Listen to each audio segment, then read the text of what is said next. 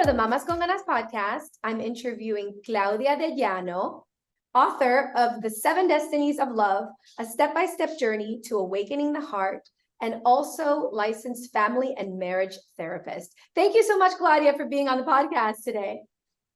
Thank you so much for having me. I'm very excited to dive into a conversation about love with you here today. Amen. Oh my goodness. This conversation, Mamacitas, has been a long time coming. Claudia and I have been communicating. I've read her book and we've wanted to feature her on the podcast, but we're finally here, all in divine timing. I feel like to end the year, the last episode of the year 2023, talking about love, because this is what her book is, I feel is a blessing. So before we dive into your beautiful spiritual book, can you please let us know a little bit, tell us about your background, where you were born, where you were raised. Okay.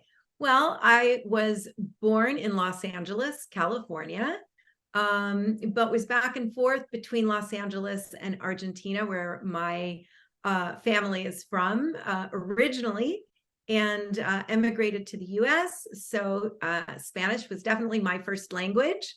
And I grew up the rest of the time around, we're going to say 4 on, learning English and adapting to the American way of life. So from there, that's my background. And I'm a marriage and family therapist. I studied psychology. I teach psychology at university.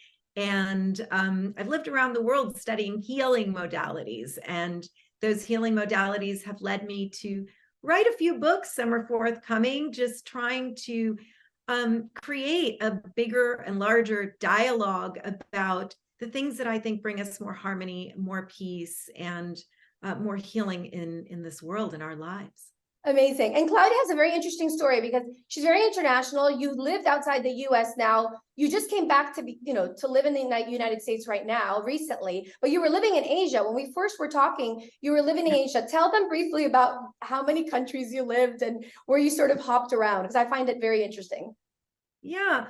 About 10 years ago, I was really happy. I really just made a breakthrough in shifting careers as a clinician. And I was teaching university full time, really made my perfect American bubble, the immigrant child who had really, I think, made the family proud, so to speak. And as it turns out, my husband says to me one day, what do you think of transferring to Australia for 2 years?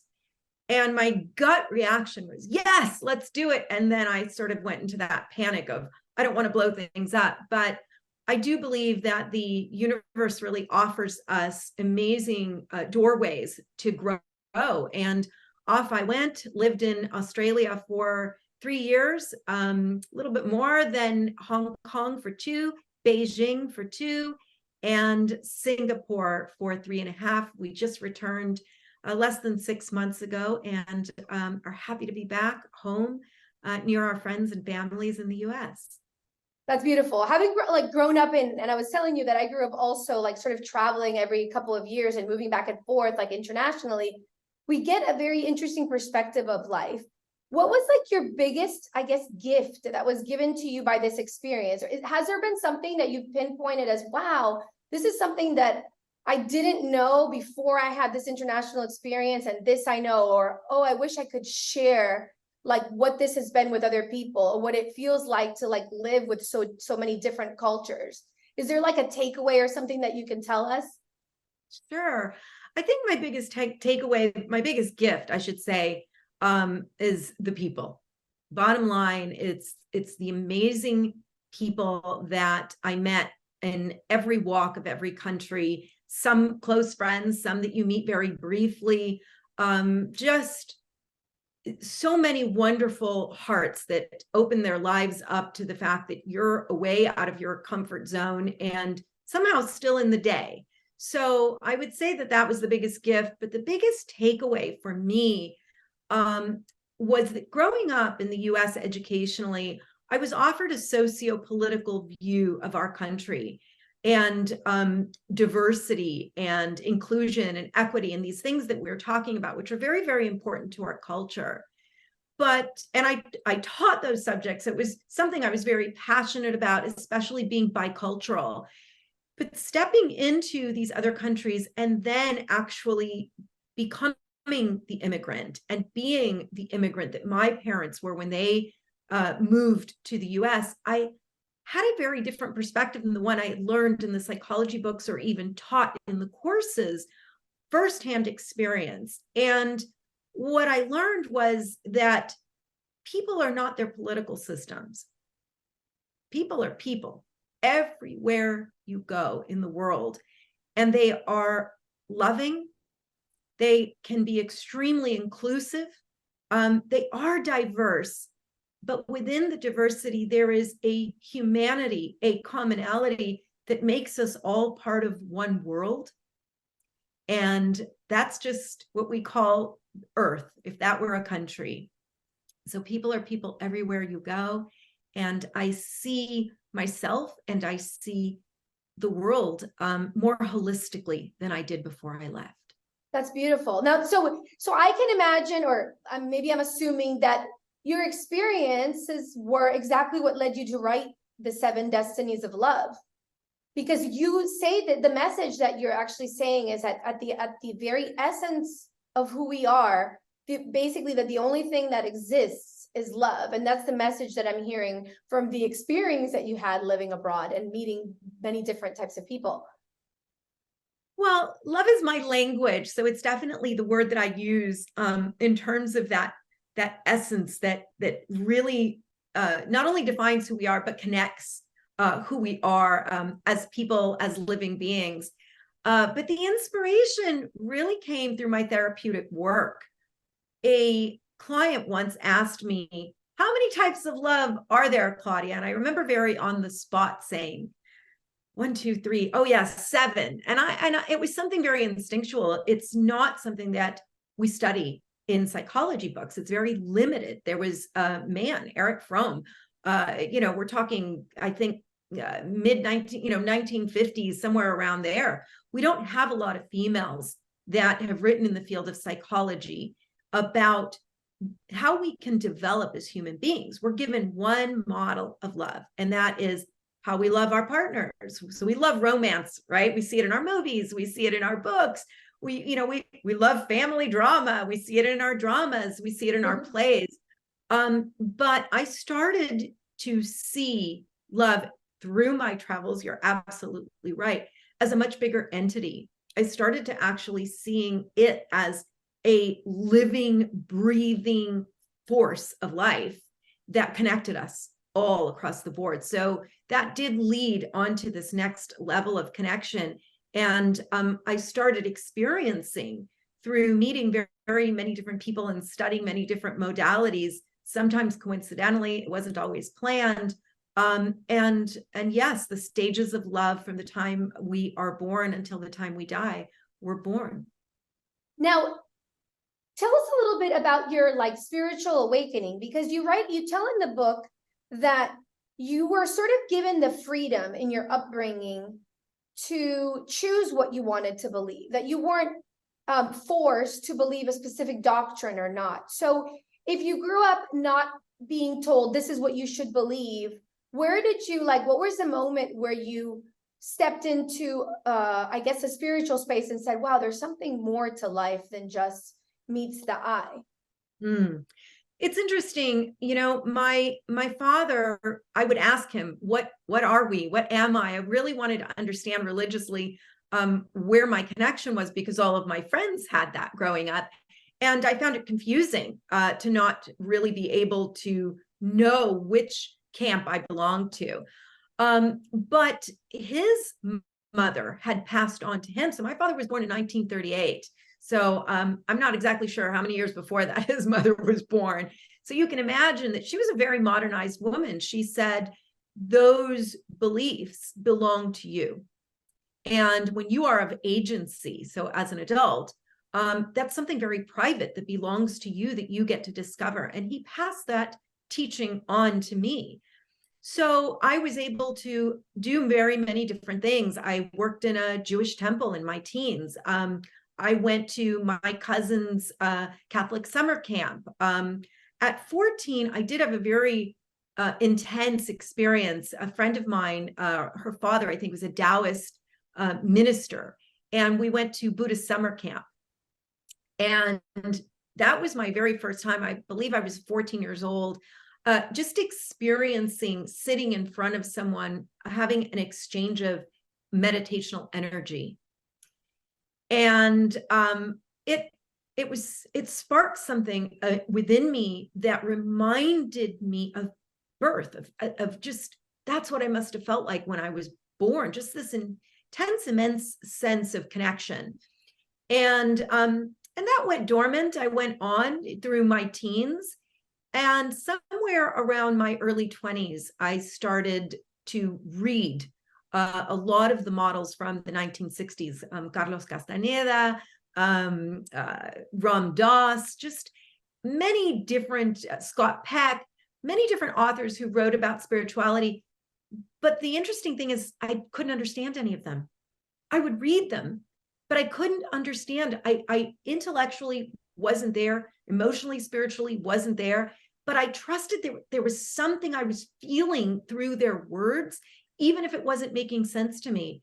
And I followed that. I continued to follow that. And as a therapist, I started teaching mindfulness and meditation, because only about 10 years ago did that break into the field, when we started studying neuroscience and looking at the minds of monks and doing all of that. Did psychology start in modern day, readapting these very old techniques and modalities into our field? I knew then and there that not only was this the future of psychology, this was the integration of psychology, and it was the language that made sense to me. So I pursued, in the following countries, people who could teach me about these modalities, but I didn't want to meet people who had backgrounds in psychology. I wanted to meet healers who were healers, and by nature, from birth, from their birthright. And they helped a lot of that awakening to come through. And it was just, I have stories for days. Wow, I love that. But it's you. First of all, you touch about something that I find completely fascinating right now, which is the merging of, finally, right? Yes. The merging of that which we can't really explain in science. Like, science is finally catching up to the fact that that which we used to call woo-woo is now, there's actually scientific stuff behind it. And I love that. All the books on quantum science now are basically just sort of like stepping into and concluding, and sort of, how would I say, they are giving a backing to all the stuff that we used to say was just out there, right? Things that we couldn't prove scientifically. And I love how those two worlds are merging. Now, you mentioned the modalities that you were learning, that you started coming across. Could you tell us a little bit about like some of the different healing modalities that you've studied? Sure. So one of the most interesting ones for me was very intuitive. When I moved to Australia, I wanted to meet somebody. I wanted to further my meditational studies, and I wanted to meet somebody who taught meditation. And that was sort of an odd thing, because they were mostly religiously affiliated. And I was looking for someone who had been born this way. And the chemist, as they call it, for us, that would be the pharmacist, kept telling me to please go to this yoga class. And I did yoga. I started yoga long before it was yoga here in LA. And I said, I'm not looking for a yoga teacher. Thank you, thank you, thank you. No, you need to meet her. And she insisted, you need to meet her. And like you and I, we had a lot of back and forth for maybe about 3 months. She was in Hawaii while I was in Australia, even though she's Australian born. And I met her. And I think by the second time I took her yoga class, I said to her, I have this daughter who's extremely awakened and asks me these questions that I don't know how to answer. And what she said is, do not give her labels. Do not give her names for her experiences. My child was 2, so, and extremely verbal. And she said, ask her just to explain to you. So she never gave me any kind of of guidance. This is called this. A ritual should look like that. It was always an open learning. And in therapy, I had worked on several things in my own personal life. And there was a particular thing that I really wanted to address that no therapist had really been able to help me unlock. So I said to her, I don't know what you do, but I get a feeling it's not really just yoga. Don't explain it to me. Just do it. And she said, sure. So I lay down on a floor and closed my eyes, and she began to really guide me very deeply in what some people might affiliate as sort of a shamanic healing, and really took me to the source. She had only asked me one question, took me to the source of what I had been trying to work out therapeutically for years, and unlocked it. So from there, I had a huge awakening, a really big awakening. And I said, teach me everything you know. And she said, well, maybe we can do, some kind of a trade. I'm so interested in what you know psychologically. And I said, let me learn from you first so that I don't label or mar anything that you know, because it was so pure. And I did. I studied with her, and she is my dearest, closest friend. I mean, from Australia, I've been gone more than 7 years. And I would say that we speak almost every day via text, long chains, deep, deep connection, deep healing. And she was my first, I would say, official teacher of a way that she was born naturally learning to do that shifted the way I will look at psychology for the rest of my life and the way I work with people. Wow. This podcast is brought to you by Cash App. Cash App has the tools that make saving easier. Start building towards your savings goals $1 at a time. Need some ideas for things you can start saving for? How about a trip to Paris? Ooh la la. Or that course you've been eyeing that you know will take your business to a new level. What about a new laptop? A comfy new mattress? Or those diamond earrings you simply love? Reaching your goals, whatever they may be, is faster with Cash App's roundups and offers. You're paying yourself even while you're paying someone else. And while your money in Cash App is building, you could be literally doing anything other than thinking about it. It's like financial self-care. That's money, that's Cash App. Download Cash App from the App Store or Google Play Store to start saving today. That's really interesting. It reminds me of the part in the book where you talk about how, as therapists, one of the things that you kind of strive to do is to be a blank slate for your client, and how in creating a blank slate for them, they end up finding themselves in you. And I don't know if I'm saying that correctly, but when you say that you didn't want to give any of the things that she was doing labels, it reminded me of that, sort of like leaving space. And because sometimes we attach so much, we put our perspective in something that's happening, and we label it as something, or as bad or wrong, or this is this, and sometimes what we don't allow is sort of like an expansion, where it could be something way more than we even allow it to, because immediately we just want to label it as something. We like to have words and names in order to fit our minds around what we understand.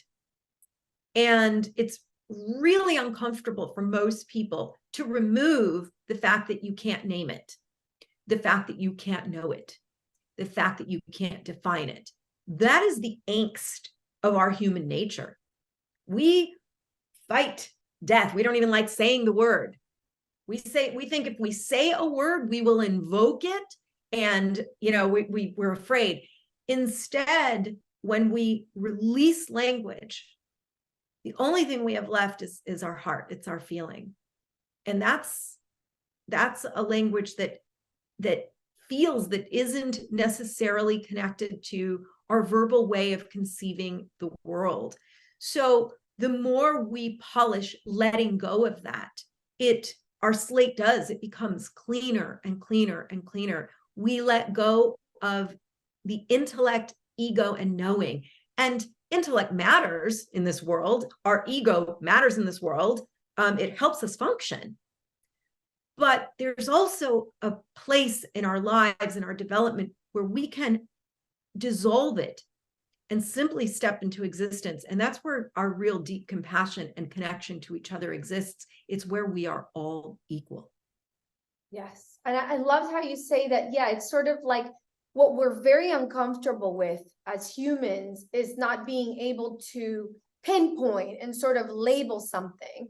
And I feel like that's basically where all our discord starts, even when it comes to politics or things that we disagree with that are happening. It's sort of like we want to label everything as something because we don't like to deal with cognitive dissonance, like two perhaps different thoughts that might collide with one another. And I agree, like when you remove the language, when you remove the labels, all of a sudden you're left with something more expansive. And when our hearts expand, that's exactly when we feel love. And that's exactly where we can find sort of communion with other people. Whereas the more we reduce things to separateness, the more we start arguing with people, and the more we have the feeling like we need to, make sure that our point of view is heard. And I think it's such a vital thing, like connecting, because right now I feel like a lot of people have a hard time connecting with other human beings in many levels, because it's like we almost have this need as human beings to know something. And if we know something and it's certain, then we can feel secure. Yes. And I feel like what you're saying is almost like if we just actually dissipate all that and remove all that, then we can expand and we feel love. And I know it sounds very like the language that I'm using, but I don't know if it's making any sense what I'm saying, but sense.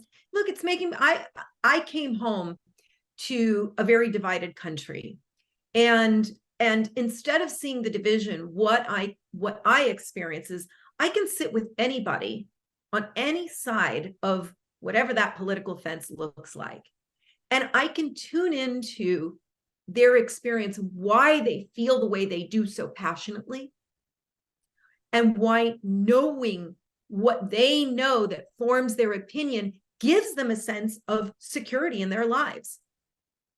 I don't disrespect that. I respect that. And I can listen to both and connect to both, and sometimes third and fourth, ideas that are out there as well. Because what I understand is that when we identify with our values, our ways of knowing, we really identify with who we are. It gives us a sense of I am. And when we have to let go of that in order to step into someone else's truth or someone else's reality, it shakes our very foundation. So we don't want to let go of that.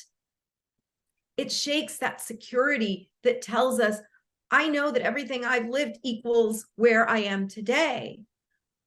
But there's a higher plane beyond that. There's a higher plane where those truths meld, where they come into a certain, I think, agreement and existence. And there's so much opportunity there for us to continue to grow and integrate as a country and as people by embracing the experience rather than resisting the other person's beliefs and points of view. Oh, absolutely. Oh my gosh, 100%. I love the way you said that. I loved how you explained it, because I also feel that it's really interesting. I can sit with any person on the different, ends and like really understand why they feel the way they feel. And I just wish sometimes that I could explain to them, or people that have a hard time sitting with people that have opposing views, is that when you can sit in the unknown or in the uncertainty, you actually find more security than when you're just trying to put your stake in the ground and say it's here and it's here and it's here. And when you allow it to sort of be moved, for somebody to just move it for a second and show you their point of view, I think we can learn from other people. And I think we expand in love. And I think that we can find a unification in that when we start listening to one another. Because I think one of the things that's also happening right now is that people just are no longer willing to listen and to be uncomfortable and to doubt themselves, or to give themselves the benefit of the doubt. So I think that's really beautiful what you shared. Thank you. Thank you very much. Claudia, you know, for those who haven't read your book, tell us a little bit about this very briefly, about the different types of love that there are. Because like you said, most of us grew up thinking, okay, there's like the romantic love, and maybe there's like the maternal love, and, you know, the family love and the romantic love, and that's about it. Yeah. Yeah. Well, briefly. So I think that we were born as love, like just this amazing, glowing, rose gold, you know, pink emanating heart, if you need a visual for it. But I think that we are not taught, because we live in such a thinking world, that we are not taught that we can actually grow through the different stages. So Elizabeth Kubler-Ross wrote The Stages of Grief when she was working in hospice with people that were dying. And there's a big misinterpretation in the field of psychology and outside of it that she taught them as steps and that they were meant to be linear. What Elizabeth Kubler-Ross was trying to teach us was that we move in and out of these main themes in our lives, but it finally gave us a framework for experiencing grief without thinking that we were losing our minds. She really taught us, oh, wow, I'm bargaining, or, oh, wow, I'm angry, or, oh, wow, I'm in acceptance. And, that's normal to learning about how to grieve. And now I can go through that process. So I felt the same thing about love, because I found that in our culture as Latinas, we have all these words for love. You know, it's te amo, te quiero, you know, like, you know, te idolatro, you know, there are all these different expressions for I really love you. And in English, I found that it was more centralized to one word, and yet was bigger. So I wrote about how we can grow through different types of love and stages of love. And the first one is soul love. And that's just the agreement between the mind and the body and the spirit, that we are born with inherent wisdom, and that wisdom puts us on a path of love. But if no one ever tells you that from the get-go, you just have no idea. So that was the first. And then it transfers into embodied love. And that's the idea that all things are alive, that the desk that I'm sitting at has a life, because this life came from someone who constructed it. And it came from a tree that donated to it. And perhaps it even came from a factory. And there were so many people that worked in that factory to create this desk. So there's a whole life in that desk. And when I embody it as more than a desk, but as all the lives that made it possible for me to be in front of it, I will honor that object as I would any person as a sacred life. And when we begin to honor everything in our lives, we embody love. It's a very different way of living. The next one is connected love. And those are the connections, the bonds that we have with our families, our friends, and our loved ones. And I think those come in our lives as lessons to teach us about those human bonds that we need to work through in order to really become a lot more unconditional in our relationships and heal our hearts. Then we have ancestral love. And this is one of my favorite stages to talk about, because when we think of our ancestors, we think about the past. But I think of ancestry as not only the past, but the future. So we heal the pain, the suffering that we inherited, and we bring in the lessons because we've inherited them, right? In our DNA. We can't just inherit triggers for disease. We've probably inherited memory. So we bring in that ancestral connection and we heal the unfinished business. What I heal in myself today, I do for all the generations behind me. But here's what's amazing. I now also heal it for all the generations to come. It doesn't have to be my child. It can be anyone that I come into contact with. So we are healing into the future. And that's a beautiful way to be present. Then I think we grow through into spiritual love. And that's our connection to the universe. It's what you and I were talking about earlier. The unknown, the intangible, the nameless.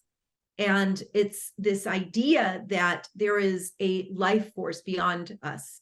Many have names, and there are so many names that I won't do one because I don't want to isolate anyone, because I think all paths are important and valuable and enriching in our lives. But that spiritual journey helps us go into the truths that are beyond the ones we know. Then we move into awakening, the awakening love, and that's the conscious journey of self-actualization. And I call that the voice of the heart, really realizing the voice of the heart. And finally, amaranthine love. And it's becoming the infinite, immutable essence of love, that we are infinitely. And I wrote a note to myself so I wouldn't forget to share it with you. And I said, rather than be seen by the mind, we become the seer of the heart. And that's the amaranthine lover. It's not a goal. We are all the amaranthine lover. It's just that when we learn to talk through and have a lesson, a dialogue, a way of learning all the different ways in which we are love and can love, I think it will help us reach that infinite stage in a present way. That's beautiful. That's so beautiful. Like, and there's so many, you talk a lot about forgiveness too in the book, and the importance of why you coming back to love when you forgive. A lot of people have a hard time letting their past go. Yeah. Which I found also, like when you were talking about that, I was like, wow, yes. It's sort of like a coming back to love, because you're sort of able to release things that maybe you held you back from in chains, right? We unchain ourselves when we're able to forgive ourselves, when you're able to forgive ourselves and forgive others and the past. And it's sort of tied again then to the ancestral love. They sort of all have this common thread. And you also talk about how sometimes, it's not linear. It's sort of, we go into one and then we start learning about something else, and our life sort of leads us to discover, if we're open. I feel like that's the one thing. I feel like this is the journey we all go through, the journey back to love, when we open our hearts to exploring that and to letting that into our experience and to learn from our experiences, right? There's a beautiful ancient healing modality called Ho'oponopono. And it really looks back at the ways in which our ancestral healing can be applied. And there's a beautiful mantra. It's thank you, please forgive me, I'm sorry, I love you. And the idea that if we are constantly in communication with that, what are the ways in which I stood in your way? Or what are the ways in which my reality today is holding you back? You're really ultimately not only healing what the energy that you brought forth, but yourself. And we were talking about how to clean that slate. That's how you're cleaning that slate, because any feelings that we hold towards someone else, those are projections of our minds that we have in our interior, and that they're experiences that we cross. They're real, but the frequency that they leave in us is what hurts us. And that's what we want to polish. That's the slate we want to clean. Yes. And that meditation is really beautiful. You can actually find it, like, for any of those who are like, what is that there's like, and I always say that, is it Ho'opono? How do you say it again? I always say it wrong. Ho'oponopono. Yeah, Ho'oponopono. You can look it up online, and I sometimes listen to it. My husband and I came across that when we did some self-improvement workshops. So it is really beautiful, because like you said, it's sort of like a clearing, right? Like a resetting. Yes, absolutely. And then I just want to go briefly back into the awakening love, because I feel that I have a sense when you were talking about it right now, that the person who might be listening to us is sort of, I think part of when anybody's interested in this type of content, the content of self-improvement, we're on the path of an awakening love, of like sort of reconnecting ourselves to our purpose and to our heart. And a lot of us lead lives sometimes where wanting to please others, or we live our lives according to what we think others want us to do, and we don't really do the check-in with ourselves. What advice would you give to somebody who's like having that longing for, like, yes, I want to step into like my authenticity, I want to step into living a life that's more like heart-led? What would you say they could do in order to be able to reconnect themselves to that awakening love that you were talking about? I think it's really a process of time and really reconciling a lot of your life story, learning what your life story is, and the effect that it has on your heart and the way that you perceive living the life that you want to live. So awakening is there for all of us, but our subconscious takes us into sleep. And sleep for me is being in auto mode. So if you're a single mother who is working and trying to float, making ends meet for your family and has a million other things, that's the person that I want to talk to, who says, how am I going to find time for awakening? And the reality is if you are that mother, you are completely and totally awake, because everything you are doing is in the service of making it through your day, feeding yourself, your child. We think of awakening as this destiny, as this goal, as this thing that we're going to get to, but the destiny is in front of us. It's rolling out in a movie, in a story, and we judge that story and we say, this isn't the one that I wanted. This isn't the one I want to be living. But if instead you realize this is the one that I'm living, it awakens you and it offers you two ways to show up: fully present for it, coming through it, and loving yourself nurturingly through it the way you would a child. What would you say to a hungry child? What would you say to a crying child? That's not what we say to ourselves. What we say to ourselves is, I got to get through this. I got to get through this. I really wish it weren't this way. I don't want to deal with this. Instead, if we lovingly allowed ourselves to say, hey, mama, you are doing so much today. You woke up today. You showed up for work today. You made a meal today. You packed a lunch today.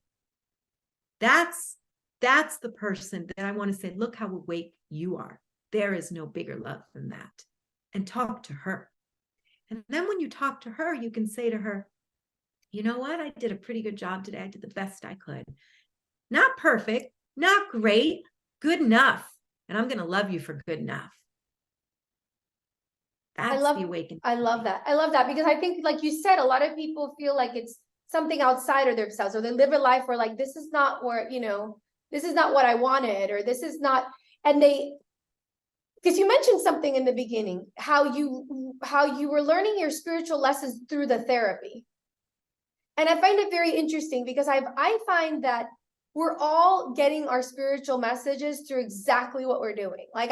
It's funny. I always tell my husband, and he thinks I'm kind of funny with this, but I always tell him, like, my biggest spiritual lessons, I think, have been through the dance floor.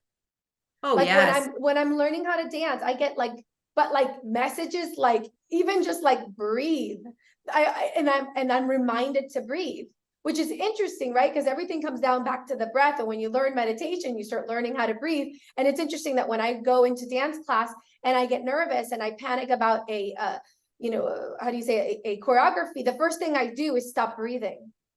Yes. And that's just one of them. But I feel like whatever it is that we're doing, if we just open our eyes to receiving those spiritual messages, like, it's exactly where we're supposed to be, and we'll get the messages that we're supposed to be getting. Yes. It's difficult because, when I think of dance, I think dance is it's such an immediate tap into the subconscious, a complete release, and surrender. It's la entrega complete into the dance. And it's such a beautiful metaphor, but I think it's a direct channel, to be honest with you, to heart. So I'm not surprised that's where you find that meditational journey, that authentic connection. I think artists in general have access to that through their way of channeling their art. But you don't have to be an artist, right? No, like you said, motherhood, like that's a perfect example. Like when my child is, upset, or when I feel like the first question I ask myself is like, okay, what am I supposed to be learning from this? I know I'm supposed to, there's something here that I'm supposed to be, leaning into and learning from. Because a lot of times when we go through uncomfortable situations, our first impulse is to like push that away. But then, you have that saying that says, what you resist persists. Yes. But here's the thing. We don't always have to know what the lesson is. That's the thing, is the surrender is in saying, I really don't know where this is going, universe, but I trust that this is the perfect lesson because this is where I am. So we don't always have to know exactly how it's going to turn out. So before I moved back here, I had a vision, and maybe this vision will still unfold. But the vision was that I really want to open a more holistic type of therapeutic healing center where the modality isn't just talk therapy, where people can come in for Reiki, or I do a lot of guided meditation, taking people through journeys in order to access that subconscious in a very positive and healing way. And I wanted to have a little area that people walked into where they could see all of the amazing spiritual items. I'm looking over there like I can see the items that I came across in my travels. Just amazing things. Some were singing bowls, or some were just fabrics. There were these beautiful, inspiring things that I felt bringing back would help someone walk in and feel very much at peace and ready to journey. So I started buying all of this merchandise, and people kept asking me, like, are you sure you're going to do it? Where's it going to be? What's the rent? People get really caught up in the outcome, the limitations. I just knew I had a vision. And I decided to buy the merchandise anyway. And that hasn't yet unfolded, but it turns out that since I was about 18 years old, I always wanted to open up an antique booth. I really do a lot with decorating and bringing in very old things. The things that I have in my home, and now there's a lot of them, but I want each and every item to have some kind of sacred meaning. Otherwise, it's good for someone else. And those worlds are merging. I knew an antique dealer for over 25 years, and my dream was to have a booth. And it's very hard in LA to get a spot in there. And I just decided I'm going to do it. I'm just going to walk in and I'm going to ask. And we went back and forth. And now I've signed a contract to open up. Amazing. To open up my first, antique booth. And of course, I will bring in these amazing spiritual items that I've collected from around the world. Does that equal a healing center? No. We don't always know the outcome, but we really have to follow our passion, follow our heart, because the doors are going to open constantly and reveal to us what the world looks like behind that door. And, I wrote about this in the book, but as, Paul Coelho tells us, we are the soul of the world. So the soul will consistently show you how you are in it. It's not a movie. It's not a beginning, middle, and end. I think it's bigger and it's more continuous and it's more radiant. Wow, I love that. Beautiful. And congratulations. When I go to LA, I want to visit you. We'll have you there. Absolutely. Oh, Claudia, thank you so much. Tell everybody where we can, well, first of all, if you have any comments or questions about this episode, go to mamasconganaspodcast.com/213, mamasconganaspodcast.com/213. And just briefly tell us also your links and where people can reach you if they wanted to get in touch with you. You bet. First, I want to say thank you to you, Valentina, and to all of your listeners. I love listening to you. And I got a chance to tell you this, but to all the listeners, if you could just tune into this, I'll say it in Spanish because it's what's born from my heart. Valentina tiene un corazón muy especial y muy grande y tiene mucho que dar al mundo. And I'm just saying that she has a very special heart, and she has a lot to give to this world. And I find it a privilege to get to share in this energy and share in communicating and sharing your message and this message of love today, hoping that we touch somebody's heart and that together we continue to empower Latinas, las Mamas Con Ganas. There are so many of us who are just thriving in this world, and I thank you for giving us a voice. Thank you. Ditto. You know, it's a privilege to interview you. And this is what I love to do, is share these messages of hope, of faith, of love. And, you know, when I come across women like you, it just lights me up, because I'm like, yes, one more that I get to like share the story of, because I'm in awe of all the women that are doing amazing things like yourself and writing the kind of books that I like to read and sharing the messages that I wish everybody would come across, so that because that would make the world, I know, a better place. Absolutely. Thank you, Valentina. So where can they get a hold of you if they wanted to reach you? Okay, my website is www.theawakenedjourney.com. Alternatively, you can just find me at Claudia de Llano. That's ClaudiaDellano @yahoo.com.